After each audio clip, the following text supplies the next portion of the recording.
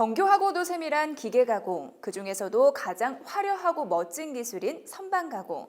그 기술을 속속 파헤쳐보는 시간. 안녕하세요. 아나운서 이지혜입니다. 자, 오늘은 NCS 선반 가공의 6번째 시간이죠. 도면 해독하기에 대해서 알아보는 시간 마련했습니다. 자, 오늘 선반 가공에 대해서 명쾌하게 알려주실 선반 가공의 마에스트로 안상수 강사님 모셨습니다. 안녕하세요, 강사님. 안녕하세요. 안상수입니다.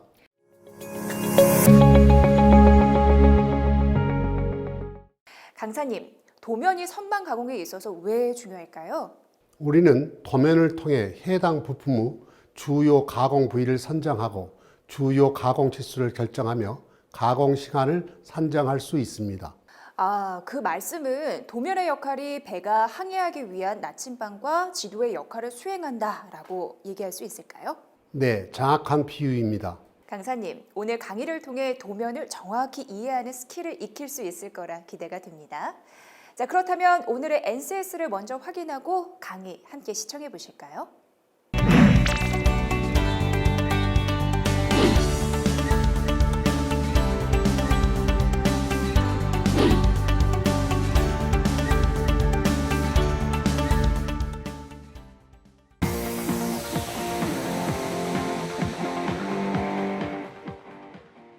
가공 부위 선정 및 가공 치수 결정에 대해 알아보겠습니다. 해당 학습을 진행하기 위해서는 도면 보기의 기초 지식을 알아야 합니다. 그 부분에 대해 잠시 살펴보겠습니다. 먼저 투상도입니다. 물품의 일정한 법칙으로 강선을 비춰서 그 형상의 그림자를 평평한 화면 위에 비치는 것을 투상이라고 하는데, 도면에서는 투상도를 이용하여 물품의 형상을 표시합니다. 투상도는 일각법과 삼각법으로 나누어 설명할 수 있습니다.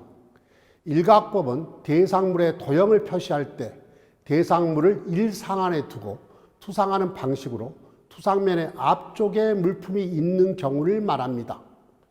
일각법은 정면도를 중심으로 하여 아래쪽에는 평면도, 이쪽에는 저면도, 왼쪽에는 우측면도, 오른쪽에는 좌측면도를 배열하고 배면도는 형편에 따라 왼쪽 또는 오른쪽에 두는 방법입니다. 삼각법은 대상물의 도형을 표시할 때 대상물을 삼상안에 두고 투상하는 방식으로 투상면 뒤쪽에 물품이 있는 경우를 말합니다. 삼각법은 정면도를 중심으로 하여 아래쪽에는 저면도, 이쪽에는 평면도, 오른쪽에는 우측면도, 왼쪽에는 좌측면도를 배열하고 배면도는 형편에 따라 왼쪽 또는 오른쪽에 두는 방법입니다. 한국 산업규격에서는 삼각법의 사용을 표준으로 하고 있습니다. 다음으로 치수에 대해 설명드리겠습니다. 치수란 도면에 그려진 도형의 치수, 위치, 자세를 정량적으로 표시하는 것을 말합니다. 치수에는 다듬질 치수, 소재 치수, 재료 치수 등이 있으나 도면에 그린 도형에는 다듬질 치수로 표시하는 것이 원칙입니다. 예를 들어 용접한 물품이 있다고 하면 온 부재가 아니라 완성된 물품의 치수로 도형을 표시해서 치수를 기재해야 합니다. 가공 목적에 사용하는 그림 중에는 주조, 단조의 가공 여유를 포함한 소재 치수를 기입한 도형도 있습니다. 잠시 치수 보조 기호를 살펴보겠습니다. 지름은 파이, 반지름은 R, 구의 지름은 S파이, 구의 반지름은 SR, 정사각형 변은 스퀘어, 판의 두께는 T, 원호의 길이는 아크랭스, 45도 못하기는 C, 참고 치수는 가로로 표기합니다.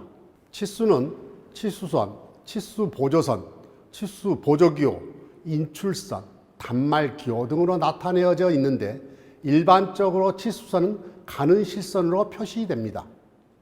다음으로 기하 공차에 대해 설명드리겠습니다.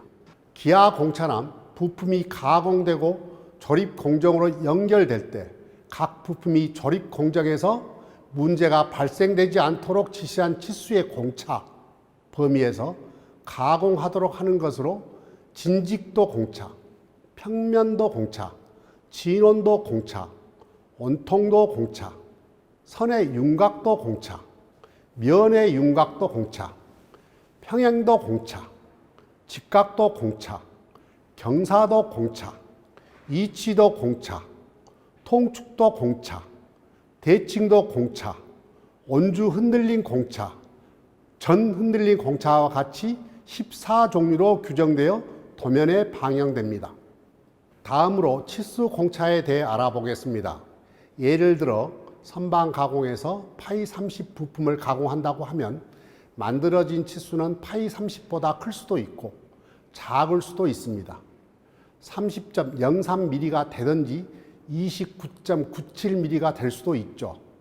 하지만 플러스 마이너스 0.03mm 정도는 기계적 기능에 영향을 주지 않는다면 굳이 파이 30까지 정확하게 맞출 필요는 없습니다.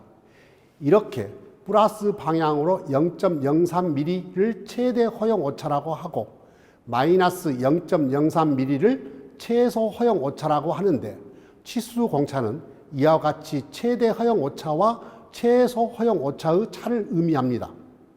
다음으로 가공 방법 기호에 대해 알아보겠습니다. 먼저 도면의 가공 방법 기호입니다.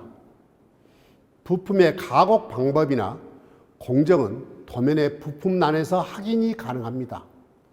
일반적으로 도면의 부품란은 표제란의 위쪽이나 도면의 오른쪽 상단부에 위치하는데 부품란에는 부품의 이름, 수량, 재질, 가공 방법 등이 포함됩니다. 기계 가공 도면 표시는 KS 규격을 준수하여 표시하는데 선삭은 L, 밀링은 M, 드릴은 D, 연삭은 G, 리밍은 DR로 표시됩니다. 다음으로 표면 거칠기와 다듬질 기호에 대해 알아보겠습니다. 기계 부품의 도면은 가공 방법과 다듬질 기호가 표시되어 미세한 요철이나 강택, 가공 모양 등의 정보를 가지고 있는데 가공도에는 다듬질의 기호, 아래 방향의 삼각형 등의 삼각 기호를 표시하거나 표면 거칠기 기호 S를 사용하여 나타냅니다. 여기서 S는 표면 거칠기를 수치적으로 정한 것으로 들쭉날쭉한 면의 삼각 골과의 거리를 미크론 단위로 표시한 것입니다. 다음으로 가공 모양 기호에 대해 말씀드리겠습니다. 평행선 기호는 가공으로 생긴 앞줄의 방향이 기호를 기입한 그림의 투상면의 평행함을 의미하고 평면의 수직인 기호는 가공으로 생긴 앞줄의 방향이 기호를 기입한 그림의 투상면의 직각임을 의미하며 X는 가공선으로 생긴 선이 다방면으로 교차됨을 의미합니다. 또한 M은 가공으로 생긴 선이 다방면으로 교차 또는 무방향함을 의미하고 C는 가공으로 생긴 선이 동시본임을 의미하며 R은 가공으로 생긴 선의 거의 방사선임을 의미합니다. 다음은 다듬질 기호입니다. 다듬질 기호는 역삼각형과 파형 기호로 표시되는데 연마 다듬질은 역삼각형 4개, 정밀 다듬질은 역삼각형 3개, 보통 다듬질은 역삼각형 2개, 거친 다듬질은 역삼각형 1개로 표시하며 다듬질 안함은 파형 기호로 표시합니다. 다음으로 도면 요소 재질에 대해 설명드리겠습니다. 도면에서의 기계 재료 표기는 3개의 문자로 이루어져 있는데 각각 문자의 재질의 명칭, 재료의 규격이나 제품명, 재료의 종류를 의미합니다. 그럼 순서대로 설명드리겠습니다.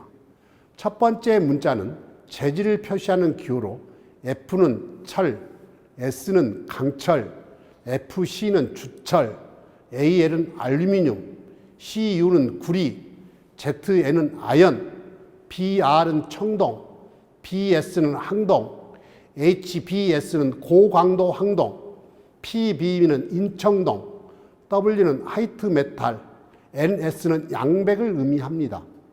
두 번째 문자는 재료의 규격명 또는 제품명을 표시하는 기호로 판, 봉, 간, 선, 주조품, 단조품 등의 형상이나 용도를 표시한 기호를 조합하여 사용합니다.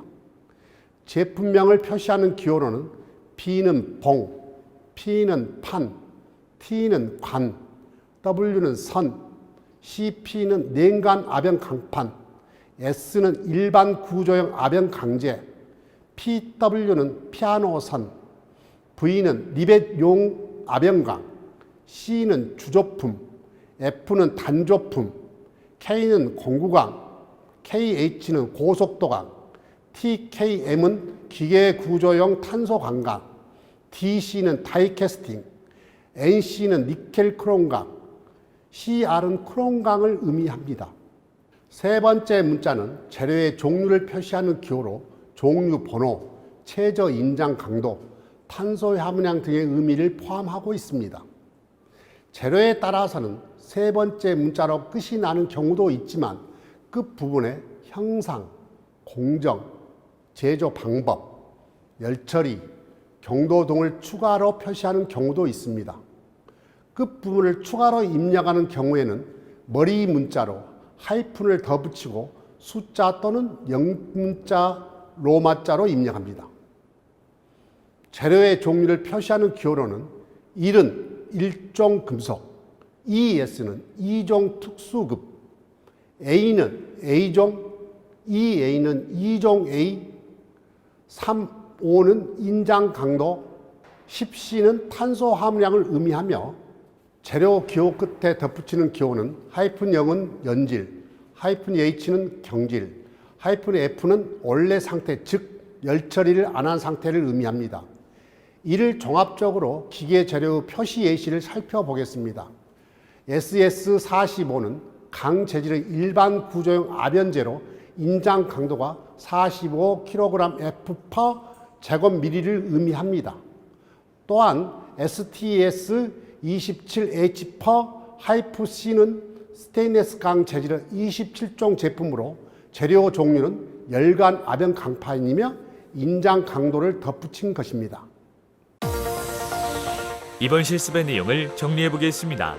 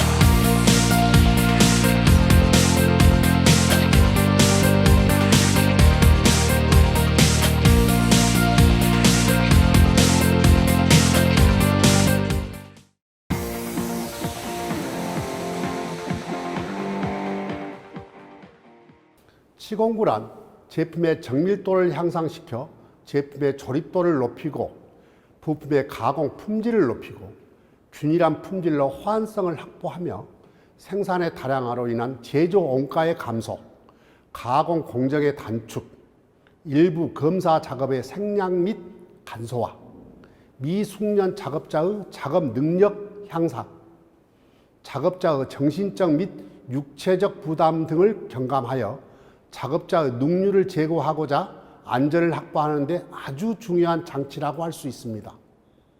이와 같은 치공구를 결정하기 위해서는 세 가지 요소가 있는데 그 요소는 다음과 같습니다. 먼저 이치 결정구입니다. 이치 결정구는 제품의 회전 방지를 위한 이치 및 자세에 해당되며 일반적으로 측면 및 구멍에 해당됩니다. 다음으로 이치 결정면은 일정 이치에서 기준면 설정으로 일반적으로 바탕면에 해당되며 고정구 즉 클램프는 제품의 변형 또는 치수 형태의 변형이 없도록 체결하는 것과 이치 결정면의 반대쪽에 클램프가 설치되는 것이 원칙입니다. 치공구 선정 시 고려사항에 대해 알아보겠습니다. 치공구를 선정할 때는 제품의 수량과 납기 등을 고려, 표준 범용 치수의 사용을 원칙으로 하며 기존 치공구를 수리하거나 개선하여 사용, 손으로 조작하는 치공구는 충분한 강도를 가진 안정성이 유지되는 것을 고려, 클램핑 힘이 걸리는 거리를 최소화한 치공구 선택, 치공구 본체의 가공을 위한 공구 이치 및 측정을 위한 세트 블럭을 선택, 치공구 본체에 절삭칩과 절삭류가 배출되는지 고려, 가공 제품의 재질 등을 고려해야 합니다. 다음으로 치공구의 종류에 대해 알아보겠습니다. 치공구는 가공물의 형상이나 모양, 가공 조건, 작업 내용에 따라 다양하게 제작되기 때문에 분류 방법과 종류가 다양합니다. 첫 번째로 작업 용도에 따른 분류입니다. 작업 용도에 따라서는 드릴, 밀링, 선반, 연삭, 보링, 랩핑 등과 같은 기계 가공 치공구, 나사 체결, 접착, 조정 검사, 센터 구멍 등과 같은 조립 치공구, 측정, 형상, 압력 및 재료 시험과 같은 검사 치공구, 그리고 특수 분야의 용접, 도장 등에 사용하는 기타 치공구로 분류됩니다. 두 번째로 모양상에 따라 플레이트형, 앵글 플레이트형, 개방형, 박스형, 바이스형, 분할형, 연속형, 모방형, 교대형 등으로 구분할 수 있습니다. 세 번째로 기구상에 따라 나사, 캠, 편심축, 레치, 외지, 유압, 공압, 마그네틱에 의한 것 등으로 분류할 수 있습니다. 다음으로 선반 작업용 치공구에 대해 살펴보겠습니다. 선반은 일반 공작 기계 중에서 가장 많이 사용되는 공작 기계로서 내외경 절삭, 테이퍼 절삭, 편심 절삭, 드릴링, 보링, 나사 가공 등을 할 수 있으며 여러 가지 고정구를 사용함으로써 광범위하고 효율적인 작업을 할 수 있습니다. 선반 고정구는 선반 작업이 단순하듯이 대체적으로 단순하고 간단한 형태로서 주로 사용되는 고정구는 척, 센터, 신봉, 콜리척, 돌리기에 의한 척 선반 고정구와 면판 및 앵글 플레이트를 활용하는 면판 선반 고정구가 주로 사용됩니다. 이와 같은 선반 고정의 사용 시 주의사항은 다음과 같습니다. 첫째, 회전 또는 절삭력에 의하여 공작물의 이치가 변하지 않도록 확실한 이치 결정 및 클램핑을 하고, 주물품의 경우 탐구, 앞탕, 주물기 이치는 이치 결정으로 적당하지 않으며 분할선도 피하는 것이 좋습니다. 둘째, 공작물의 장착과 탈착이 용이하도록 정확한 이치 결정을 합니다. 셋째, 고정구는 공작물과 함께 회전하므로 작업 중에 떨림이나 비틀림이 발생하지 않도록 클램핑이 확실해야 합니다. 넷째, 공작물이 클램핑력이나 절삭력에 의해서 변형되지 않도록 해야 합니다. 다섯째, 고정구는 강성이 있고 가벼우며 신속한 작동이 이루어져야 합니다. 여섯째, 고속회전의 경우는 편심이 일어나지 않도록 평행도를 주는 것을 고려해야 합니다. 일곱째, 작업 중 치부 제거가 용이하고 작업의 안정성을 확보해야 합니다. 여덟째, 중복 이치 결정은 피하고 일회 장착으로 가공물을 끝내도록 구조를 설계합니다. 아홉째, 새로운 곳을 동시에 클램핑하는 경우 클램핑 압력의 균일성을 고려합니다. 열째, 마모 부품은 교환이 가능한 구조로 하며 동시에 고정구 호환성을 고려합니다. 11번째, 표준 부품을 사용하여 제작과 정비가 신속히 되도록 합니다. 12번째, 공작물의 종류 형상에 따라서는 바이트 조종용의 기준면을 설치합니다. 마지막으로 클램핑 기구는 급속 체결 방식을 택합니다. 이번 실습의 내용을 정리해 보겠습니다.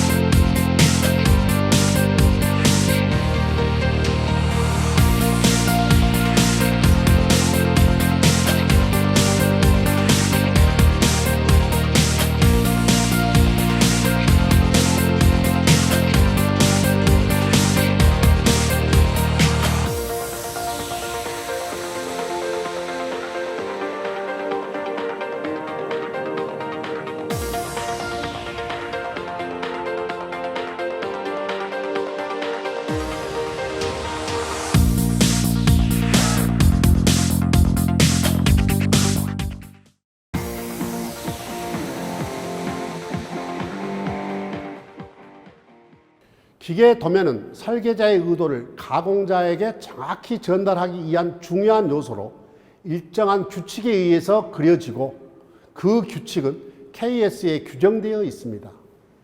따라서 가공자에게 있어서 도면은 절대적이고 어디까지나 도면대로 물품을 만들지 않으면 안 되는 것은 당연한 일입니다. 반면 설계자 측은 사용상, 가공상에서 2mm나 3mm 정도 어떻게 되어도 되는 곳에서도 치수 지시를 하지 않으면 안 되는 경우도 있으며 느낌에 의해서 치수를 정하고 있는 곳이 있는 것도 사실입니다. 그리고 형상에 있어서도 대수롭지 않은 지시에 대한 걱정으로 가공이 어렵기도 하고 쉽게도 됩니다. 가공자도 이와 같은 설계자의 도면 내용을 이해하고 설계자의 의도를 가공에 반영할 수 있게 되는 것이야말로 참된 의미의 독도가 되는 것입니다. 그럼 도면의 정보를 이해하는 데의 핵심 내용에 대해 말씀드리겠습니다. 먼저 도면의 예간에 대한 체크 포인트입니다. 첫째, 선이 깨끗하고 진하게 그려져 있는가? 둘째, 문자, 화살표가 분명한가? 셋째, 그림의 배치, 균형이 좋은가? 넷째, 그림이 정확한 치수 비율로 그려져 있는가? 다섯째, 단면의 방법, 화살표로 보는 방향은 적절한가? 여섯째, 상세도의 선정은 적절한가? 일곱째, 불필요한 그림은 없는가? 여덟째, 선의 구별은 용도별로 옳게 사용되고 있는가 등을 체크해 봐야 합니다. 다음은 치수, 기호, 주기에 대한 검토 사항입니다. 첫째, 치수 수치의 기입은 정확한가? 둘째, 구할 수 있는 치수에 수치를 기입하거나 중복된 치수는 없는가? 셋째, 치수의 탈락은 없는가? 크기, 위치, 기준으로부터의 거리 표시가 있는가? 넷째, 치수의 지시, 숫자, 기호, 문자가 불명하지 않는가? 다섯째, 오자나 탈자 기입 누락은 없는가? 여섯째, 나사 구멍의 지시는 적절한가? 7째, 공차의 지시와 기입은 적절한가? 8째, 면의 표면 기호, 가공 방법의 지시는 적절한가 등을 검토해야 합니다. 다음은 표절한 부품표 등에 관한 검토 사항입니다. 첫째, 명칭, 부품 번호는 올바르게 기입되어 있는가? 둘째, 척도, 날짜, 제도자의 이름, 회사명 등은 올바르게 기입되어 있는가? 셋째, 부품의 개수는 옳은가? 넷째, 재료의 선정, 규격은 적절한가?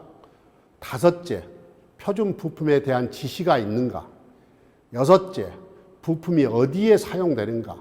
7번째, 기속되는 경로의 지시는 적절한가? 8번째, 필요한 항목의 기입 누락, 오자는 없는가? 9번째, 도면 번호는 기입되어 있는가 등을 검토해야 합니다. 마지막으로 주기사항입니다. 도면에 기입된 주기사항은 주로 도면의 치수, 공차 및 계정 번호 등과 별도로 재질과 가공 방법 및 열처리 방법 등에 대하여 기술되어 있어야 합니다. 이번 실습의 내용을 정리해 보겠습니다.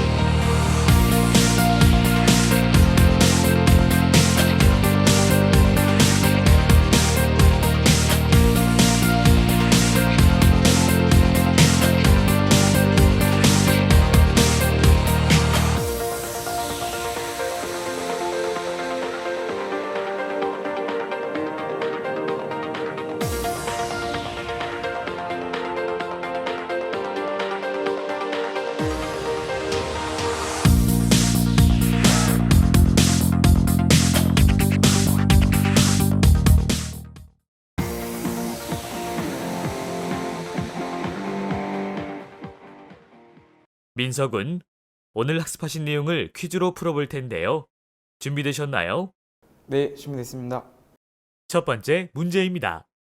물품에 일정한 법칙으로 광선을 비춰서 그 형상의 그림자를 평평한 화면에 비치는 것을 이르는 도면해독 용어는 무엇일까요? 1번 투상도, 2번 설계도, 3번 평면도. 1번입니다. 맞았습니다. 정답은 1번입니다.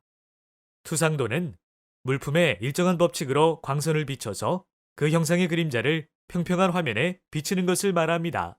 다음 문제입니다. 치수와 글을 지칭하는 보조기호가 올바르게 짝지어지지 못한 것은 1번 지름 파이, 2번 45도 못따기 대문자 S, 3번 판의 두께 소문자 T. 2번입니다. 맞았습니다. 정답은 2번입니다. 45도 못따기는 대문자 C 기호로 표현합니다.